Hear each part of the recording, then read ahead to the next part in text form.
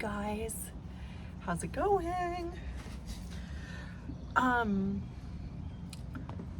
just like settling in. I'm still very much in like this, I haven't worn casual clothes like this in a minute, like literally. I feel like I went to watch my brother and his wife run the full marathon this weekend in Ottawa, and I was like with my kids and I was like, okay, I have to be, you know, ready to brave the crowds and all the things. So I was like, I need to wear something like more functional. So I put on some Lulu gear, and I haven't worn like my Lulu stuff in so long, and it was so practical. I was like, okay, I'm feeling this. So if you're new here, I reinstated my YouTube a couple of weeks ago, and on my social medias right now, because I've been on social for like 10 years or something, so it feels like I'm constantly in this evolution with that medium. But I've been doing like what I wear as an astrologer, and I love talking about style, I guess, at some level. And I have a big background in fashion, so it always kind of creeps in. So that's why I felt the need to kind of bring it up as like an intro. But yeah, so she's wearing this like Brandy Melville oversized brown. I love the color of this brown. Admittedly, I don't love the sweater as much as I loved it on the girl that I saw it on and therefore bought it, but it's okay, it does the trick. This is a Lulu cropped top, and it's not my favorite. It's very comfortable. I'm just not sure if I like the way it fits on my body, but it's comfortable. It makes no sense what I'm saying, but it does, because like if you know, you know. And then I'm wearing these like shorts. I'm wearing shorts. Anyways, and I have my coffee here, and I'm sitting outside on my balcony that has lived 100 lives, because this balcony was an oasis for me a couple years ago. I had it like full decorated. It was so cute. And then my son got older, and he's almost 5, and I like had to move everything off the balcony downstairs. So now my balcony is like, it's off our office, which is shortly becoming my daughter's room. But it is off that space, and I love it. But right now it's lackluster, but it's got this beautiful tree that blooms every 2 years, these gorgeous white flowers. And that's one of the things that I love about my property, is I just feel like I'm enveloped in nature, and it's so beautiful here. And I'm just sitting on this like cozy towel, and I hope you guys are enjoying this random chit chat. And right now I'm drinking coffee, and I have cards here, and I want to pull cards. So this is going to be the first of a couple of videos that I'm going to film for you this week. And typically this would have been like a coffee with Stephanie, like the astrology of the week video. And I'm looking at the astrology down over here, probably on your right, but it's on my left. And there's nothing like too crazy happening this week. We have a Taurus energy, we've got some Aries energy in the mix, and we've also got some Pisces stuff going on. But I did feel like one thing that was kind of sticking with me recently is how much, I was thinking about something that I heard. So a long time ago, when I first started astrology work, there was this interview that I was listening to between a very reputable astrologer and the astrology podcast. And so I'm pretty sure it was Chris Brennan, who hosts that astrology podcast, who was interviewing this woman, an astrologer, and he was asking her, like, can you use your intuition in astrology? And the answer was no. And at the time I was like, interesting.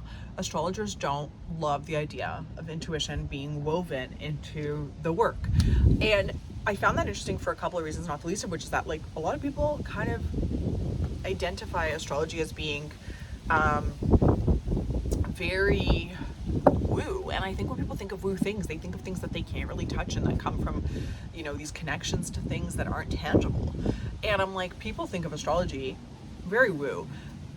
The second thing was, I think it brought up sort of a trigger in me where I was like, I feel that for myself, this work is very intuitive. So fast forward like 5 years or whatever, 7 years, 6 years, I don't know.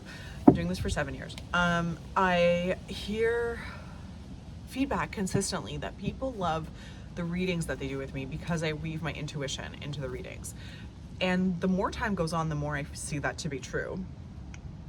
And the other thing is that the more time goes on and I learn about astrology, the more I see the point of view that it's not an intuitive work to be true. And it's interesting because the more you study the graph and the chart and the graph that's in the middle and the planet aspects, and the more you study like the patterns, there is a logic to it. It's very dry, actually, in that there's not a lot of nuances. And I think this is a really interesting misconception about astrology, but also like at the general at large, public at large, but also for myself, I'm like, maybe I want to bring back cards. Like maybe I want to bring that back into my work. We'll see. But I thought it would be fun to talk about the astrology of the week through the cards. And the next video that you guys are going to want to watch is a big one because Jupiter moved from Taurus last week. It was at 29 degrees of Taurus. Big deal at that full moon in Sagittarius. And there's a video about that on my channel. And it moved from there into Gemini. And it's going to be in Gemini until June 9th, 2025. Oh my God, next year's 2025. So that's on that. So I'm going to do a video about how your zodiac sign will be impacted by the beauty and abundance and growth that is Jupiter in Gemini. So stay tuned for that. But right now, let's just cut to the chase. Oh, we got the Two of Voices that came out here, which I'm loving right now because earlier this card flew up. It's the Seven of Inspiration, which is the Seven of Wands. And the Two of Voices is here upright as well. So already we're seeing some magic happening around Mercury and Mars energy for me with those two cards. Let's get a message in here around what the week's energy is holding for us. What do we need to know for the week ahead? We've got 3 planets in Gemini. We've got 2 planets in Taurus. We've got Mars and Chiron. Chiron's an asteroid in Aries, and we've got Saturn and Neptune in Pisces, and we have Pluto in Aquarius, and the moon, as I'm pulling this, is in Capricorn. Okay, let's see what we have here. Let's get from the astrology deck some cards. So, oh my God, Pisces came up. Right now what I'm seeing automatically is I'm feeling that there is some shadow work to be done this week, that there's some things that are coming up that are going to be triggering us a little bit as we move towards our goals. And I'm just going to leave it at that. So the Ascendant card came up and the 8th house came up, which is very like Pluto. So actually, Pluto and, is it Pluto and, ooh, yeah, okay. So we've got some energy this week happening between, if I'm not, let me just double check that actually, before I say something I don't want to say. Where are you, Pluto? I think it's Saturday.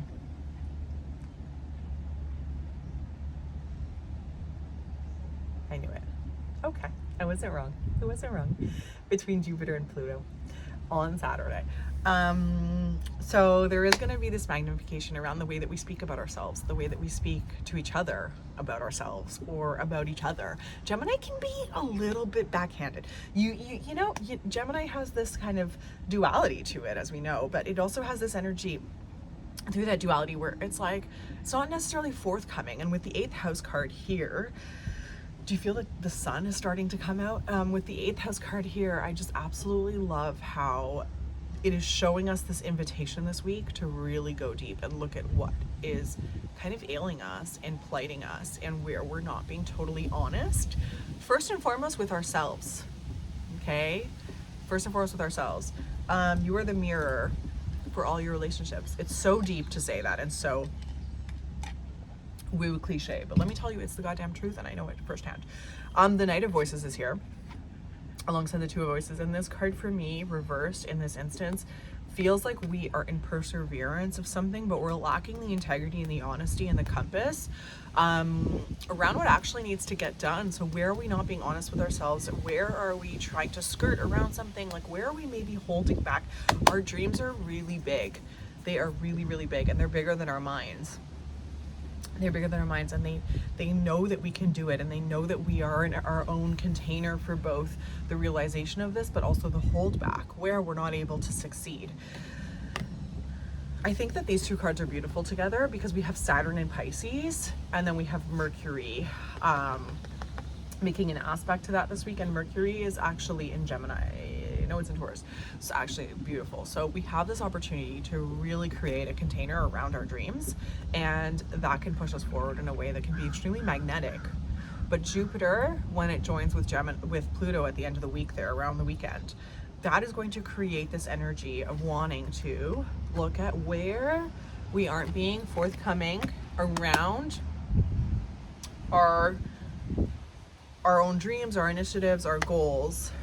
It's really important as much as possible that we are willing to look at where we're holding ourselves back. Where are you holding yourself back? Let's see if we can get a little more messages on the areas where we're being held back. Like, where are we holding ourselves back? What do our dreams look like? What is it that is kind of not... The Gemini card is here. I absolutely love when I pull cards that are in tandem with the charts. It's such a beautiful thing that happens. So, okay, so it's like Gemini's here. Are you doing it for status? Are you doing it for status? Because you are fully capable. Six of Inspiration is here. The Priestess is here. Okay, we have the message. Here it is. Oh my God, this is such a beautiful draw. The Priestess is here. I have chills. The Six of Inspiration is here, and the Six of Voices is here. Okay, alongside Gemini is here. So my loves, what we're dealing with right now is we are in our own head. We're in our own way around social pressure, social expectations. We're ignoring our intuition, and we're ignoring our truth, the part of us inside of us that knows exactly where we need to go and the risks we need to take. And do you know what? This is actually guiding me to share with you guys that in a couple of days, Mercury and Uranus are going to join forces in Taurus. And I feel that when that happens, we are going to have the push that we need to say the thing and maybe do something unexpected around the way that we address our goals and our missions and our dreams, because there's a pressure out there that's coming from society and the way we feel like we need to show up in society. And that pressure needs to be removed through the energy this week. So use this Gemini energy. I mean, really, in Gemini right now, we have the Sun, we have Venus, which is our values and our relationships, and we have Jupiter right behind there. Okay, these are great. These are three fantastic planets to have together in a zodiac sign with nothing else in there. Okay, this is exceptional. It really is exceptional. And with Pluto there, kind of making an aspect to it, not kind of, but forming an aspect towards Jupiter in there, the pull is going to be like, what is your worth in a social circumstance that you need to release the drama, release the shit, release the fucking bullshit. It doesn't belong. It doesn't belong. You have an opportunity this week to chase what is really meaningful to you in both your relationships, in your social settings. This feels like it's something that could impact obviously your day-to-day, but also your network, also your community, your neighbors. Don't do things for appearances. You got to strip back and you got to look at, if you want your goals to come true, you've got to look at where you're holding that facade to be the truth. It's not the truth. There's more to you than that. You know there's more to you than that. And you're allowing the noise to tell you who you are and what you are capable of. That got me. That got me. Wow. Okay. I'm going to leave it on that. I mean, that's brilliant. You can't get a better confirmation than that. So, thank you. Let me know if you have any questions. You can leave them in the comments below. Thank you so much for watching.